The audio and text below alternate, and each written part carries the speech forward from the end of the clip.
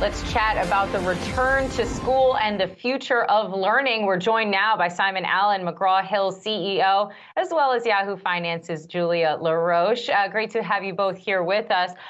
So Simon, let's just start with you. Now, McGraw Hill over the last few years, I know, has increasingly pivoted more to the online learning and providing of online materials. I'm curious to know, especially as we are seeing students head back to the classroom in person, if you think, however, that online learning, frankly, might be here to stay even after the pandemic is over. Yeah, it's a great question.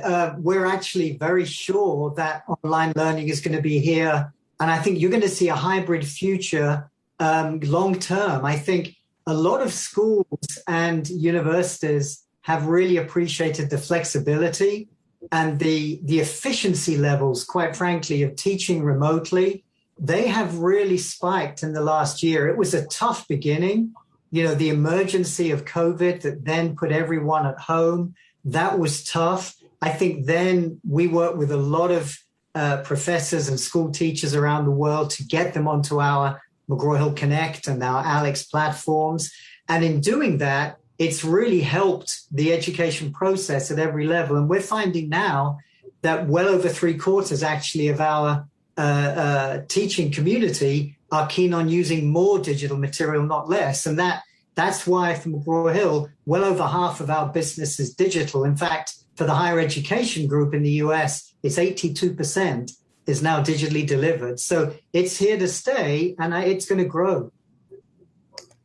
And Simon, as you were saying, more than half of your total billings come from digital materials. And as you're just referencing that 82% figure here, in the US, I do want to bring up digital and kind of the competition out there, if you will. And one of the things we were used to coming along was spending a lot of money on textbooks at the start of the semester. And now with these digital offerings, curious how you're thinking about pricing, but also against some of the competition out there. I'm thinking of Pearson recently rolling out a subscription service.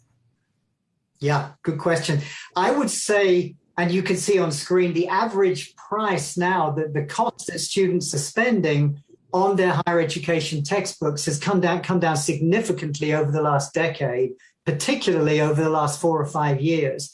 What we've been able to do, Julia, is make sure that we can look at the flexible delivery of our products. So again, you think of our platform, you think of plain, if you like, ebook delivery all the way through the courseware with our Connect platform and our Alex platforms. There are different price points for students to select.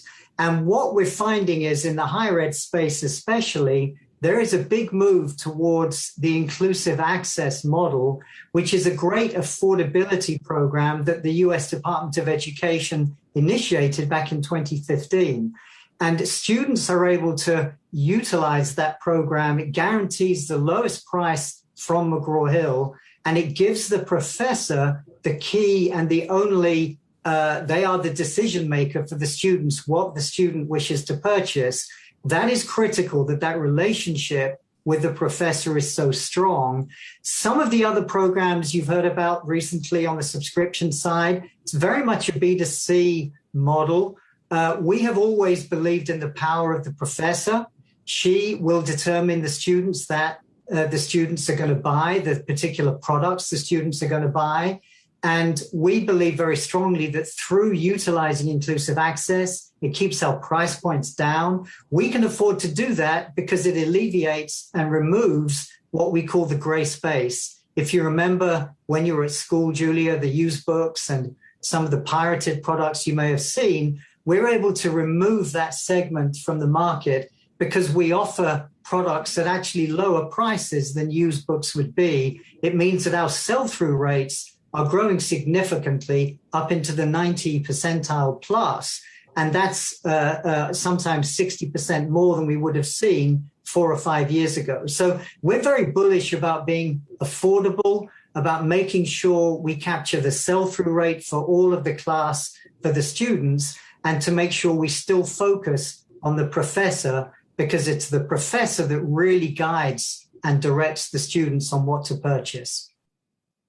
Well, and then just taking a step back, I have to admit, I'm listening to this conversation. I'm a little bit on the outside. I graduated college decades ago. I don't have any kids, but I'm wondering, how have the digital tools developed over the pandemic? I heard horror stories when things began, especially with the younger kids trying to get their attention.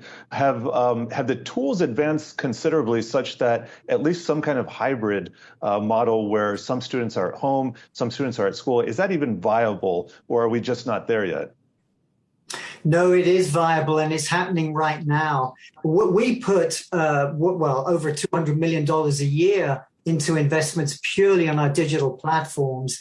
And it allows us to make sure that our platforms are very personalized. The word you may hear often is adaptive, and the phrase adaptive learning is key. And it really means that we are providing materials that are personalized for each student's learning journey.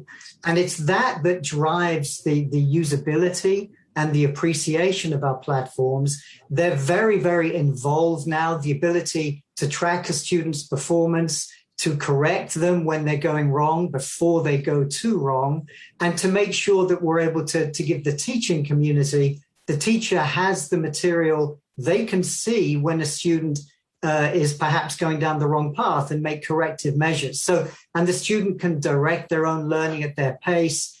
Everything we produce, and you may remember us of old as a textbook company, we still have that great quality content, and that's critical when you think about our business. Then you marry that with the technology and the flexibility of our platforms.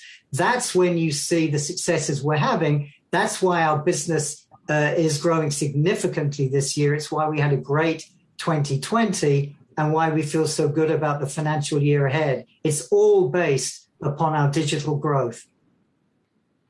All right, we're going to leave that there. Simon Allen, CEO at McGraw Hill, Yahoo Finance's Julia LaRoche, thank you both for joining us today.